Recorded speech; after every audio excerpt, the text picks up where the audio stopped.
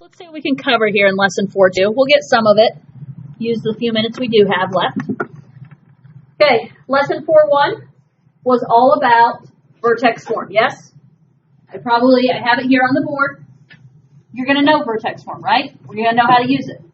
But now today, in lesson 4.2, we're going to shift our focus to standard form. So standard form is this f of x equals ax squared plus bx plus c. And to be honest, standard form is what you used in Algebra 1 more. I don't know how much you did with vertex form. When I taught Algebra 1, I don't really remember teaching a lot of vertex form, but I taught a lot of standard form. So standard form, ax squared plus bx plus c. We already know a quadratic graph is a parabola. You know that. Old news. Been there, done that. You just graphed some of them, right? Even though they made you mad. Okay. Now, this function above can be written in the form f of x equals a times x minus h squared plus k. What is that called? What is that form? That's the vertex form here, yes?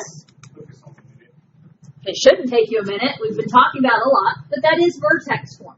And part of what we will do in this lesson is we will learn how to go back and forth. Okay?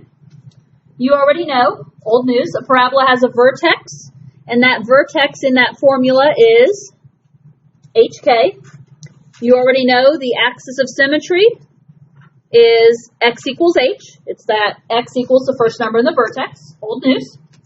You already know the vertex of the parabola is either a maximum or a minimum. Yes? It's a maximum when the parabola is upside down and the vertex is at the top. It's a minimum when the parabola is right side up and the vertex is at the bottom, right? So maximum, you've got your upside down parabola. Minimum, you've got your right side up parabola. Okay, newsflash here. Here's the new stuff. The equations h equals negative b over 2a and k equals f of h can be used to find hk. So right here, this is the new one that we'll use. H equals negative b over 2a. This is a way to find your axis of symmetry. Because remember, H is your axis of symmetry, right? So, now, I can't remember what I've done on notes and stuff I've handed out, but axis of symmetry, H equals negative b over 2a. You will also often honestly hear me say x equals negative b over 2a. And I don't care which way you think about it. We'll work together throughout this lesson to figure some stuff out.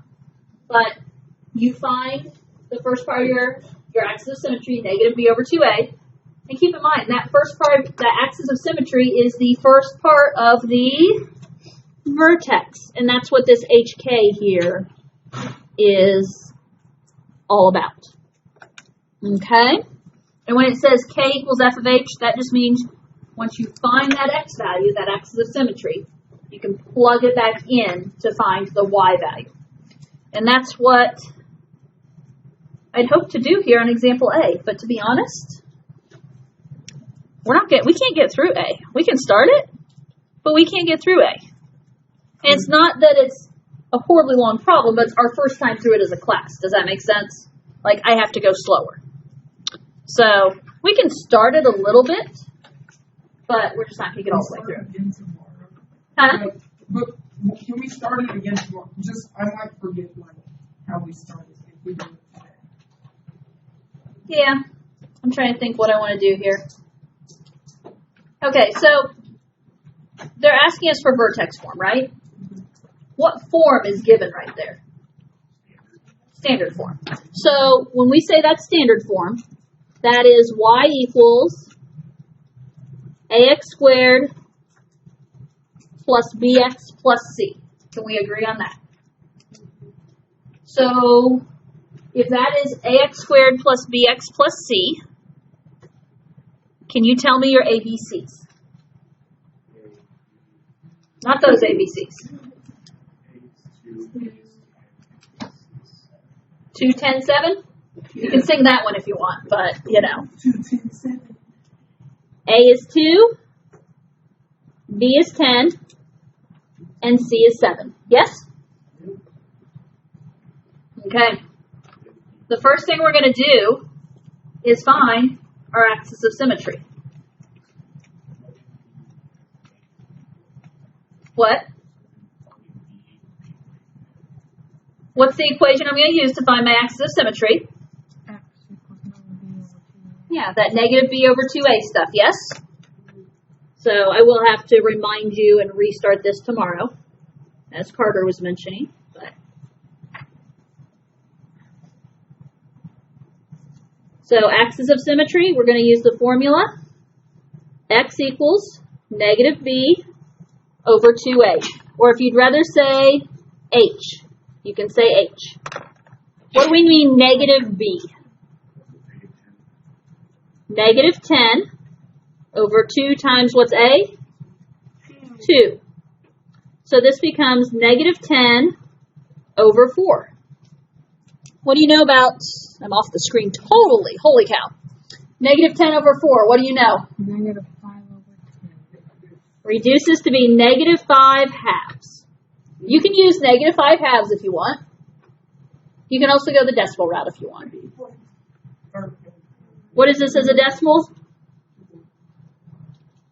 Negative 2.5. Oh my gosh, I am so off the screen, it's crazy.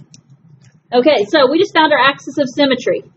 X equals negative 2.5. Keep in mind that is also your H value. And I'm not even going to try and find the vertex because I won't make it. Sad to say, but I won't make it. I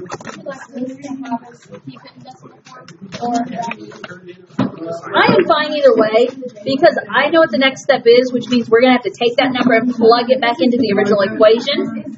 That's why I'm picking decimal form. Because you guys are not going to be happy with me if I make you plug in fractions. Yeah.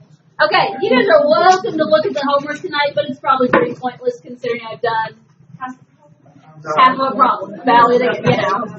Honestly, the homework may not be due till Monday anyways at this point, so. Lunes. For the first time in a long time, I actually turned it in the science section. That's good.